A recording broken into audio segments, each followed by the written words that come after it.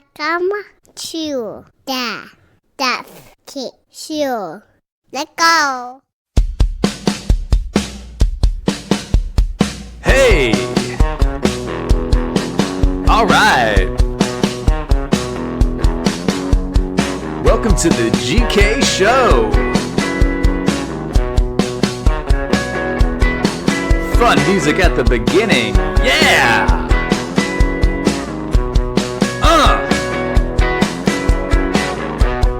Hope you're having a good day. Let's start the pod.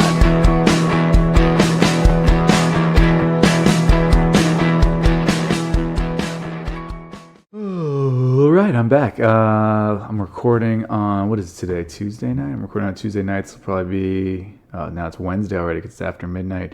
I'm staying up late, even though I'm getting no sleep lately because I want to make sure I get some stuff thrown down because I had the option of my wife said she could take my son with her tomorrow to work and everything, and he could kick it at her parents' house, or I could watch him before I leave town tomorrow night, which I'm saying this on Tuesday night, so really it's going to be Wednesday night that I leave, and this is going to come out late Wednesday night, early Thursday morning. So anyways, none of that's going to make sense. Okay, guys, if you haven't yet, please rate my podcast 5 stars. It totally helps out. I really, really appreciate it.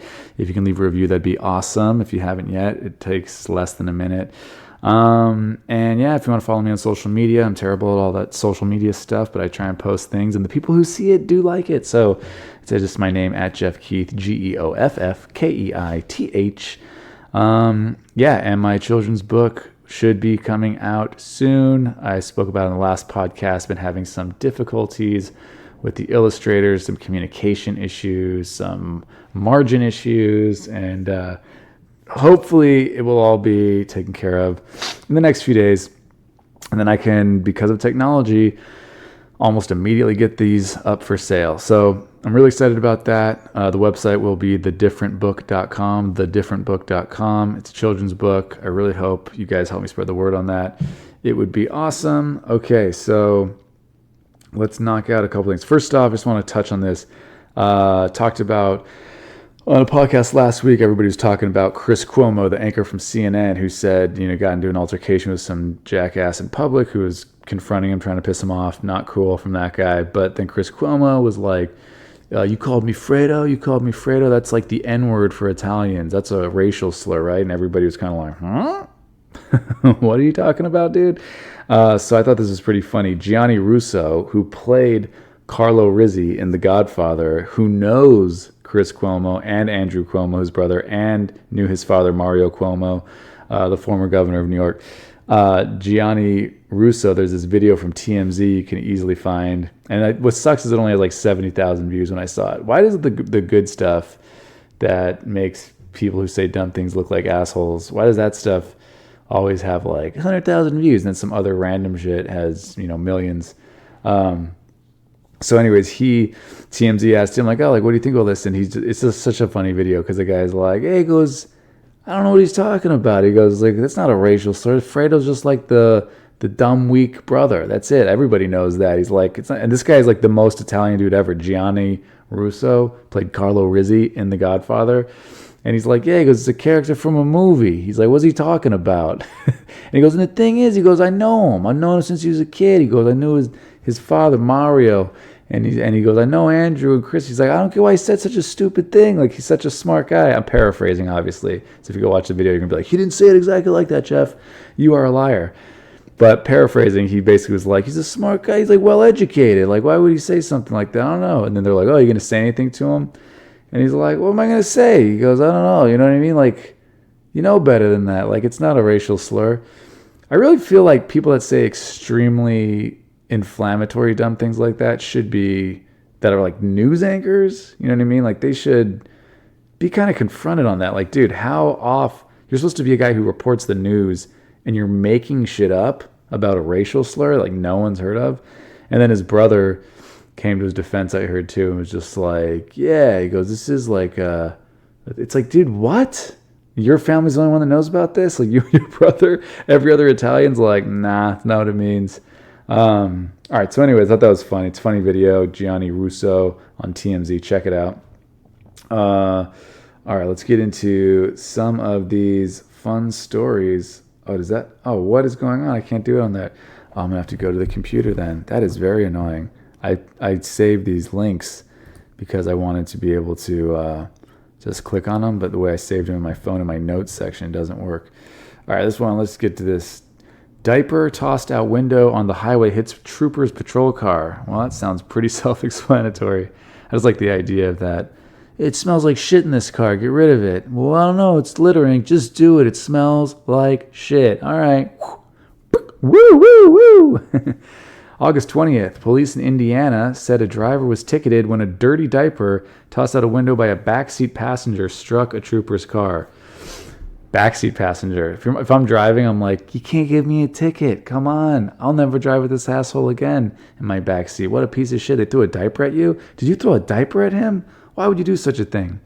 Indiana State Police Sergeant Stephen Wheels, Sergeant Wheels driving in his car, wheels in the car, said he was on Interstate 65 in Johnson County when a soiled diaper flew out from the backseat window of a car in front of him and bounced off his squad car. Wow. So they just threw it back without looking to see if there's a fucking cop right behind him. That's so stupid. Quote, I was heading home after working the Indiana State Fair, tired, and wasn't really expecting it, Wheels told the Indianapolis Star. It hit my car and bounced a couple times. It's not something I could really let fly. Yeah, I don't think you can. Wheels said he ticketed the driver. His patrol car was not damaged. Was a patrol car. I was thinking as I was reading it, maybe the guy was off duty. Maybe he was driving his personal vehicle home. Still, how do you chuck anything out a window when a car is that close behind you? A soiled diaper. I want to know. Don't you guys want to know, as I'm reading that, did it splatter? Was it shit? Was it poop? Did it just go all over this guy's windshield? And then you did the swerve, windshield wipers. Was it a big mess? Or was it just, dude, you hit my car with a diaper? What's that ticket say? That's just got to be littering, right? Is it littering and reckless driving? There's not. This is the end of the article. I wish there was more to this. What is that? Hey, it's definitely littering. Threw some shit out your car. It's trash. But also you hit a vehicle. What is that? What's it called if you throw something and hit a car? I wish I knew the answer, but clearly I do not. All right. Next up, lost cat found 3.5 years later in Florida. Already a heartwarming story. It's a good-looking little kitty right there. August 20th, a Florida man who feared his cat had been eaten by coyotes was reunited with the feline 3.5 years later thanks to a stranger, a microchip, and an animal hospital. Oh my God, guys. I keep yawning. This is the worst podcast ever.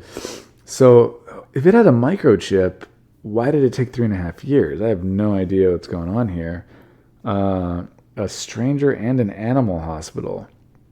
Does stranger hang out with this cat for 3.5 years and decide his conscience got the best of him? Miguel Tellado Quiles, 31, said he and his cats, Lola and Mr. Kitty, were staying with his parents in Gainesville while he studied for the bar exam in 2016, and one day the felines managed to escape through a back door. Mr. Kitty was captured by a neighbor and a few weeks after the escape, but there was no sign of Lola after months of searching. So Mr. Kitty was captured and Lola was gone. Why did they say captured by a neighbor? Found? Quote, I honestly thought she was eaten by coyotes, Tellado Quiles told Gainesville.com. Tellado Quiles' theory changed, however, when he received a call from the Newberry Animal Hospital. Staff told him a woman who lives about 18 miles of Gainesville brought in a cat that she had been feeding for about 3 years. The cat's microchip identified her as Lola. Tellado Quiles' mother picked Lola up from the Newberry Clinic Friday. He said Lola and Mr. Kitty will soon be reunited. They've never spent more than 2 weeks apart, Tellado Quiles said. I'm not sure what the reunion will be like. Well, they've spent more than 2 weeks apart. Dude, they spent 3.5 years apart. A Massachusetts woman was recently reunited with her cat about 5.5 years after the feline went missing from her home. Is this a new article? They just didn't do a new... They just change it up. Just go straight into this other thing. All right, so a Massachusetts woman was recently reunited with her cat about 5.5 years after the feline went missing from her home. Eleanor Rapucci, hey, Carlo Rizzi, Rapucci, Eleanor Rapucci, hey, Fredo, Whoa. Hey, Mr. Rapucci doesn't like that. Eleanor Rapucci said she let Larry the cat out into her Essex backyard in July 2013, and she soon discovered the feline had left the yard and apparently wandered away. That fucking cat took off. I'll tell you what, that cat didn't like what you were feeding it, Rapucci, okay? You know, you got all that pasta sauce and everything in there. You got all that fettuccine alfredo, huh? You got the bow tie, pesto. You got the raviolis with the stuffed with the oh, come on, what's that cheese with the risotto?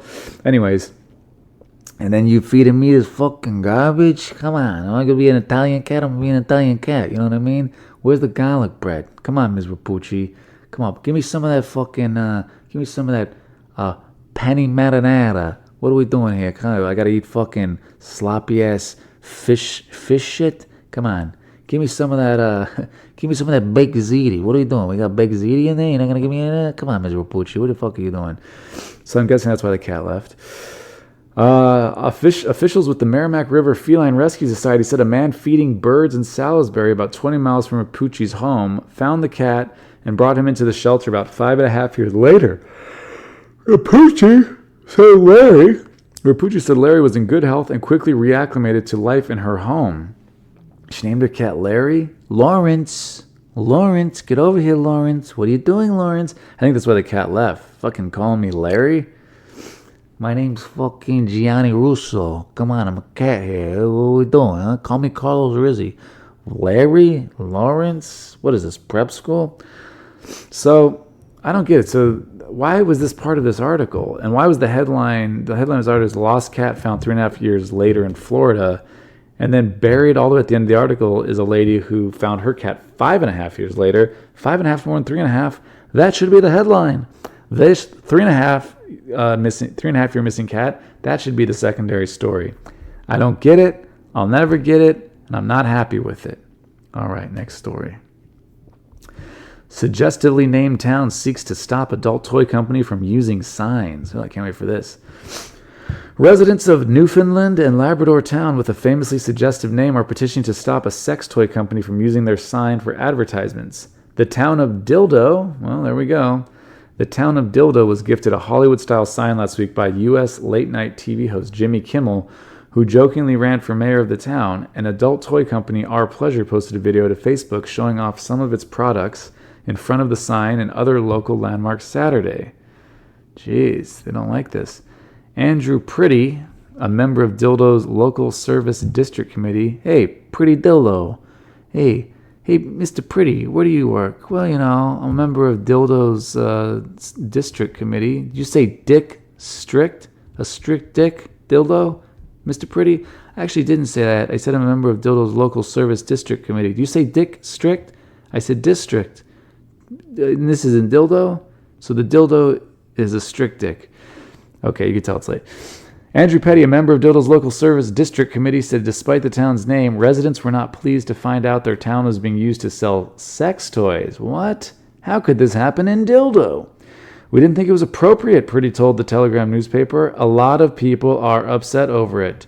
Same people who were upset when they could only afford a house in Dildo. If they had just casually mentioned the name on their site and didn't go to that extreme, we wouldn't have had a problem. But they went too far with this, he said. That's not what this town is about at all. Listen, this is the town of Dildo, and we're not going to put up with any of this rubbish. Okay, you guys don't do this to the town of Orgasm. You don't do this to the town of Boner. Why does Dildo have to put up with all this? Pretty said some residents have tried reaching out to Our Pleasure, but their concerns were dismissed. Oh, that customer service over at Our Pleasure. I guess it's all about their pleasure. He said people are particularly upset that the company was taking photos of sex toys outdoors in daylight hours. Come on, we're trying to raise families in Dildo. What are you going to do? They had one picture right next to the playground. It's not right, he said. I think about the children. There's no need for an 8-year-old saying Our Pleasure going around with sex toys in the community. Good point. And not forget the 8-year-olds, but about the 7-year-olds. And don't even get me started on the 6-year-olds. And if you mention the 5-year-olds, I'm out of here. Kathy Daniels, owner of Our Pleasure, said the company was careful to make sure no one was around when the photos were taken. Fair enough. Fair enough, Ms. Daniels. Quote, in our industry, we're very sex positive. No shit. But still, it's still a very taboo topic to talk about, she said. So for us, for dildo to be in the media, although they were talking about the community, they were also talking about the object. Okay. Pretty said a petition calling on Our Pleasure to not use photos of the town for its advertising and social media campaigns already has 5 pages of signatures. How big did they write those signatures? That's what I want to know. How big is the paper? 5 post-it notes is still 5 pages. We really hope the petition will make a difference, he said. Well, Andrew Pretty is not excited about this at all. The old town of Dildo Baggins. All right, got a couple more, then we're out of here. Oh, already clicked on that. Let's see what this one is. Oh, yes. This is, here we go. We're getting political. Oh, man. My views are about to come out on this.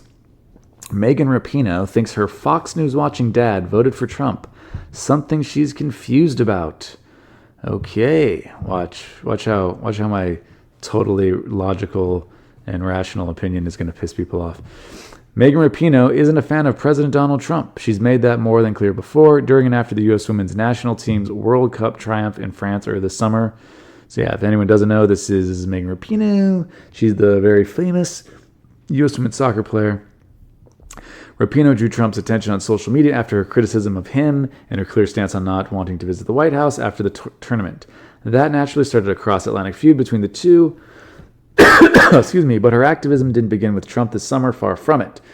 Rapinoe frequently protests during the playing of the national anthem by taking a knee, similar to NFL players protesting racial injustice, or by remaining silent with her hands behind her back. She has been at the forefront of the U.S. women's national team's battle for equal pay for quite some time and even called herself a walking protest. The origins of her activism and fights for equality stem largely from her family and her childhood. Yet the confusing part, she said, is that her parents' beliefs don't quite line up with hers. Well, that's so confusing because every other person I know totally agree with their parents on everything. Quote, I feel like I grew up with all these lessons about equality, but nothing was ever spoken. No language was ever put about it, Rapinoe told The Guardian.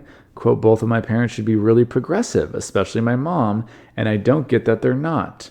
I'm always saying you guys should really be Democrats, but they're not. So what's happening? These are all quotes from her. Rapinoe said her parents are extremely supportive of her and are some of her biggest fans, yet they still watch Fox News, despite repeated attacks several people on the network have made against her. They also, she believes, voted for Trump in the 2016 election, something she doesn't understand. I don't get what's so hard to understand about this. I mean, I don't know Megan Rapinoe, I don't know her parents, but just because they watch a network where a couple of people have taken shots, I'm guessing the on Fox News this would be the opinion hosts, right? The ones who just give their opinion. I don't think the straight news guys like Brett Baer or something are like, Megan Rapinoe's a bitch. Like, I don't think that's happening. But yeah, obviously I'm sure people like Tucker Carlson and Sean Hannity and stuff like those people, but they're opinion people. So it's kind of like what they do. They're in the business of taking shots. Kind of like Rachel Maddow takes shots. She's an opinion person. Anyways, so I don't know what's so hard to understand about this. Like, there's a network that has 24-hour, there's programming 24 hours, and some of the people on there have said something, so that means the entire network her parents can't watch. Quote, I think my dad voted for Trump, and I'll say, I don't get it. How are you simultaneously as proud as punch of me and watching Fox News all the time? Who are doing takedowns of your daughter, Rapinoe said via The Guardian. That's why I'm like, you guys need to go to therapy. They need to go to therapy in her eyes, and maybe they do. I don't know them. But she doesn't think that she needs to go to therapy because she can't wrap her mind around her parents might have different political leanings than her and still love her and accept her for her beliefs, but she can't accept them for their beliefs. That's a little, man, I'm so tired. What is the word? Not self-aware. There you go. Those are multiple words. Though Rapinoe and her parents may not see eye to eye on issues, she said the family is still very close. Well, that's nice. She speaks with them daily and has seen them progress on some issues. Who's writing this? These are her opinions that they've progressed. In other areas, though, she knows it will take time. Quote, there's been some major blowups, Rapinoe said via The Guardian. I'm very close to my family. It's not like, I'm from a conservative town. I never talk to them anymore. I talk to my parents all the time, every day. And I feel like I have seen progress and growth. Sounds like your parents are fucking great parents and you don't like their political views. And until they agree with you on everything, they have this major problem and need to go to therapy. I think the person who thinks everybody should agree with them should go to therapy. Quote, I would love it if people understood you should never say racist things and be okay with gay people or whatever it is, but obviously it doesn't happen that quickly. I don't really understand what that even means. I feel like most everybody knows you shouldn't say racist things. The okay with gay people thing, I don't really get. I don't know if that's alluding to Trump because, I mean, Trump's got a lot of downside to the guy, obviously, but one thing I never understood is all these people who go, yeah, he's not like good for gay people, but he's the very first president in the history of the United States. This is one thing. These are just facts. He's the very first president in our country who his first time running for president was pro-gay marriage, like for a major party. Did he run in 2000 in like a weird party? I think he almost did, but he didn't. I don't think he ever officially ran until 2016. But anyways, Obama was not for gay marriage. Obama was at least publicly against gay marriage in 2008. And people just tend to forget that. And I was talking to a comedian, I won't say his name, and he's gay. And this is a couple years ago, and he said something about Trump and gay people. And I just go like, oh, like what has he done that's like not like, you know, what has he done to gay people? And then he he was the first I said what I just said here. I go, he's the first president or first person, like major candidate or whatever, first president to have run his first term being openly pro-gay marriage and all that stuff. And then this is what my buddy said to me. He goes, oh, come on. Like that was the whole argument. I'm like, I wasn't going to argue with the guy, whatever. Like he can have his opinions, but it's like, it's not based on fact. Like I don't really understand why some people think that he's so against gay people. But anyways, I think that's a little weird. Megan Rapinoe said that. This lady is entitled to all her own opinions and beliefs 100%. But one thing I thought was weird is if you disagree with the president, which just happens all the time. There were guys that different athletes didn't want to go to the White House when Obama was president. But if you have like real issues, I don't get. I think I saw her in an interview, and they said like, "Oh, like why would so would you go to the White House if you invited you?" And she said no. It's like, wouldn't you want to go and sit down and like because you have this high profile and you could talk to somebody face to face? Wouldn't you want to be like, hey, like I want to get in a room with this guy and be like, yeah, man, you got to cut this out. Like that really affects people like me or blah. You know what I mean? Whatever you want to get out, like you have the opportunity to do it. You know what I mean? You get to go see the president. Why would you not take that opportunity? And then maybe you leave and go and you could tell everybody, hey man, I met that guy and he's a bigger piece of shit than I thought. Or maybe you meet him and you go, you know what? We sat down and he was a lot nicer than I thought. Or you know what I mean? Like, who knows? All I know is if I couldn't stand a president, like we live in a country where it's like, dude, you get to possibly go meet that person and you have a lot of grievances, air them. You know what I mean? And then the story progresses. You know what I mean? It moves the story forward. You could be like, oh, I talked to, say she went, right?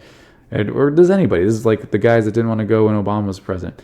You go, you talk to him, you say, and you can go and say, hey, we just talked, and I said this, and then he said that, and he said he's going to do this. Let's see if it happens. And then either happens or it doesn't happen, and then people, you know what I mean, can change a public opinion, good or bad, towards the person or towards you. So I just think it's a weird thing. So she can't wrap her mind around the fact that her parents sound awesome. She's super close with them, and they're super proud of her, but she's pretty sure they voted for Trump. I don't know. A lot of people watch. A lot of Republicans did vote for Trump. That's one thing it kind of bugs me about this too. Is everybody acts like Trump got a bunch of like he did the Electoral College. He won a lot. There was not like a lot of voter turnout compared. I don't think on either side compared to 2012 and 2008. That's one thing I thought was kind of interesting about the Democrats. Like they don't want to admit that, or they don't want to realize that a lot of people came out to vote for Obama like when they see like the racial breakdown and they're like, oh, look at all these like black people, minorities that came out to vote for Obama. And then they thought that they were just going to do that for any person. Like, that's not how it works. Obama, whatever you think about the guy, was like a smooth talker, is a good politician, at least. Good meaning, I don't like any politicians if you're new to the show, but he was, he's a convincing guy or whatever when he was running, and he inspired a lot of hope and everything the first time. Anyways, my point is, Mitt Romney got more votes in like key states and lost that, and like Michigan and Wisconsin, I think another one, maybe Pennsylvania, and Trump got less votes than Mitt Romney did in 2012 and won those states. That means people just didn't show up to vote for Hillary, and also, people didn't show up to vote for Trump really either. I mean, people did, obviously, millions and millions of people, because some people are just like, oh, I can't stand Hillary, I'm voting for Trump, or I can't stand we can't have Trump, I'm gonna vote for Hillary. Like, that's a thing. And then there's people who actually really like these people. There's all these different subgroups. Everybody tries to pretend there's like, oh yeah, man, if you voted for Hillary, that must mean you love everything about her. No, there's a lot of people who voted for Hillary who just didn't want to be Trump, and vice versa. But anyways, my point is, it wasn't like some huge turnout. Well, I just got totally off track. Why am I talking about voter turnout now? Totally lost. All right, let's make it nice and this is a good transition. Salma Hayek posted, Salma Hayek 52, dude, this is unreal. Shows off her curves and sexy swimsuit pics. Even the ocean can't put out the fire. That's a quote. So basically, there's really not much to see or to say here. The 52-year-old actress is wowing fans with her latest Instagram, which features several shots of her making like a mermaid blissfully lounging on the beach as waves crash against her body. The Mexican star weaves a curve-hugging lilac one-piece swimsuit in the sultry snaps, much to the delight of her awestruck fans. So I didn't realize there was more than one picture until I saw the first one. Let's go to the next one. Okay. Nice. Next one. Oh, good stuff. Okay. Next one. Jeez. Salma Hayek, dude. This lady is gorgeous. Are these the same ones? Nope. I'm just zooming in. Look at that. Well, she's just laying in the water, and if you want to see it... Oh, what happened? I hit something and it took me to her Instagram. All right, so this is why I'm bringing this up, because obviously it's a picture. Perfect body, Salma, one raved, while another commenter hailed her as one of the sexiest women I've ever seen. Even the ocean can't put out the fire, another admirer remarked, still blazing. Hayek's celebrity pals also took notice. The photo saw likes from Gwendolyn Christie and Diane Kruger, while Rebecca Gayhart wrote, just stunning. Hayek, this is the best. This is why I'm even telling you guys this. Hayek also clarified to a fan that the photos were taken on a whim during her vacation. Quote, it was not a professional photo shoot, just a moment of inspiration on vacation. It's like, do you really have to let us know that, Salma Hayek? She's like, no, this wasn't even a professional photo shoot. I am just even hotter than you think. I know you're probably thinking, wow, is this a professional photo shoot? That's why you look so amazing in these pictures. Nope. Just a regular old crappy flip phone camera, but I am so hot. Look at this. I am gorgeous, no matter what. Just on a whim, did a little thingy. I know you probably want to go to Sears and get your pictures all touched up and looking nice. Not me. I am just this gorgeous. All right, I talked about how Ashton Kutcher was gorgeous in my last podcast. So now you got a little Salma Hayek being gorgeous. All right. I think this is the last story, because these other ones in my phone I just couldn't get to work right now. Oh yeah, I'll just talk about this maybe. Simone Biles, right? She made history, the gymnast, U.S. gymnast. She did some sort of. I gotta open this, okay? Because I gotta find a way to open this, because this is too good. Gymnasts, I've never understood why people aren't more crazy about gymnasts. They literally just, that floor routine is. What did I just do? Oh, I pressed the wrong thing. Oh, boy. Copy. Okay. The floor routine, literally all they do is stand there, they run, and then they just do a bunch of crazy stuff in the air. It's like they're superheroes. Like, who does that? Oh, I'm just going to start here. I'll lean back on my back foot, and then I run. It's a couple of hamstrings, and then I just jump in the air, and I bounce. I know that's like a bouncy floor a little bit, but holy shit. So Simone Biles, here we go, makes more history at U.S. Gymnastics Championships.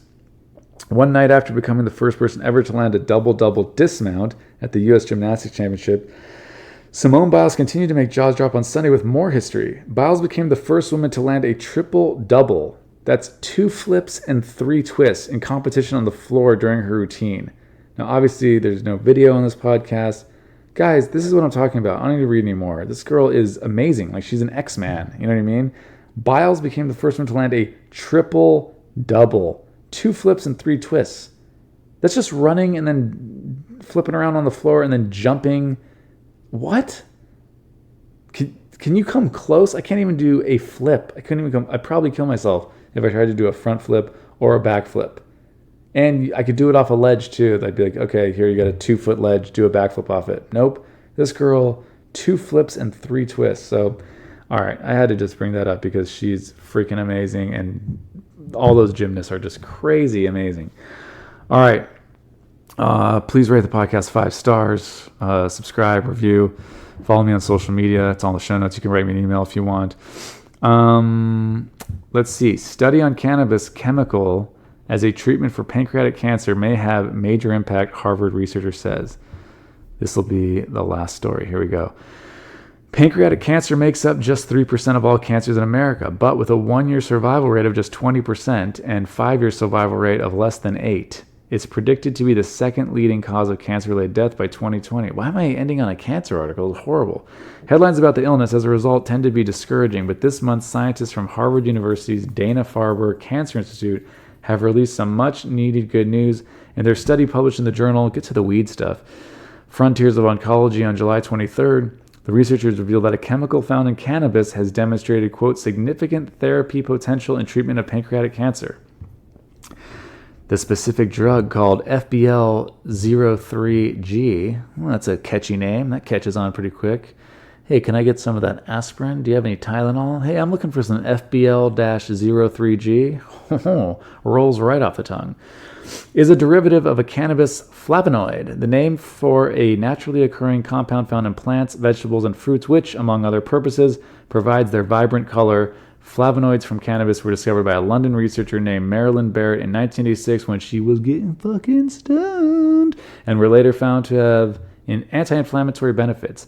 But while scientists long suspected that cannabis flavonoids may have therapeutic potential, the fact that they make up just 0.14% of the plant meant that researchers would need entire fields of it to be grown in order to extract large enough quantities. I love that. Hey guys, we really think like this very small, less than 15% of 1% of the plant is like really useful. So can we just get like fucking fields of weed? That would be sweet. And you know, we don't want to waste, so we will smoke the weed.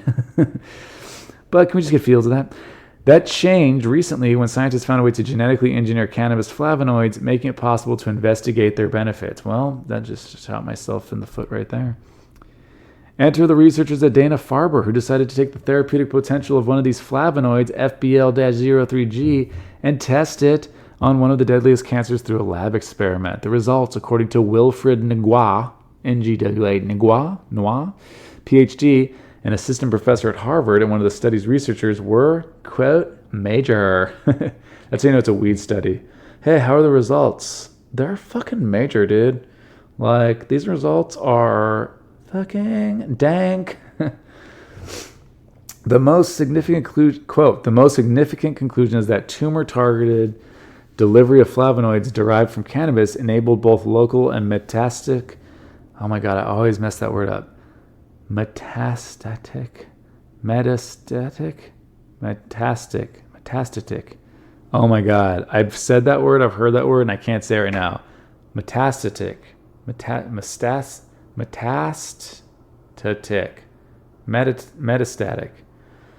And metastatic tumor cell, we'll go with that, kill.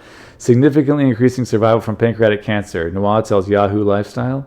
This has major significance given that pancreatic cancer is particularly refractory to current therapies. Noah says that the study is the first to demonstrate the potential new treatment for pancreatic cancer, but on top of successfully killing those cells, the scientists found FBL03G capable of attacking other cancer cells, which was startling even to them. Quote, we were quite surprised that the drug could inhibit the growth of cancer cells in other parts of the body, representing metastasis. Oh my God. Metastasis that were not targeted by the treatment, says Noah. This suggests that the immune system is involved as well, and we are currently investigating this mechanism. Also, we're fucking high, bro. The significance of that, says Noah, is that because pancreatic cancer is often diagnosed in later stages, once it has spread, and the flavonoids seem to be capable of killing other cancer cells, it may mean the life expectancy of those with the condition could increase. Nice. Quote, if successfully translated clinically, this will have major impact in treatment of pancreatic cancer, says Noah. The next step for the Harvard researchers is to complete ongoing preclinical studies, which Noah hopes will be completed by the end of 2020. That could set the stage up for testing the new treatment in humans, opening up a new window of hope for a group long in need of it. Unfortunately, they move a lot more slowly now, and they don't know why. Also, they've ordered a ton of Cheetos to the lab, and they want to watch South Park a lot more than usual. So anyways, I kind of just read that last one because I'm so tired. But hopefully this cures pancreatic cancer. That'd be awesome. My book, thedifferentbook.com, website coming soon, which should be available soon, my children's book. Some of the proceeds of that, of every book sold, are going to go to fighting a specific form of cystic fibrosis. So there's a charity I'm working with, Emily's Entourage. Hopefully I can raise as much money as possible by selling as many books as possible to give to them, and hopefully they can cure this form of cystic fibrosis, because all these diseases are just horrible if you know anyone that has them, and even if you don't. So, all right, that's it. I am losing my voice. I feel like I'm getting sick, and I kind of just blew through that last article. Oh, all right, guys. I guess I want to hang out with my son tomorrow, so I got a couple podcasts in the bank, and I'm going to try and pack my mic so when I'm away and I'm performing and I don't have the internet, I can just record, and then when I have the internet, I can just put these out. So my wife had a great idea, and now I'm going to tell her when she wakes up to leave my son with me so I can hang out with him before I leave, because I'm going to be gone for 10 days. And man, hanging out with my kids is the best. My daughter's in preschool now, so I get to hang out with my son, just me and him, and he just loves it. It's like the best thing ever. Oh my God, if you do follow me on social media, I put this video in my Instagram story. I was editing an old clip of me doing stand-up for something, and he wanted to see what I was doing on the computer, so I put him on my lap, and he watched the bit, and he started laughing when you're supposed to laugh. It was the cutest thing ever. He's 1.5, so Levi, you make my world such a much better place. All right, guys. Hope you're having a great day. Have a good day. Hope you're having a good day. Thank you for listening to my daddy.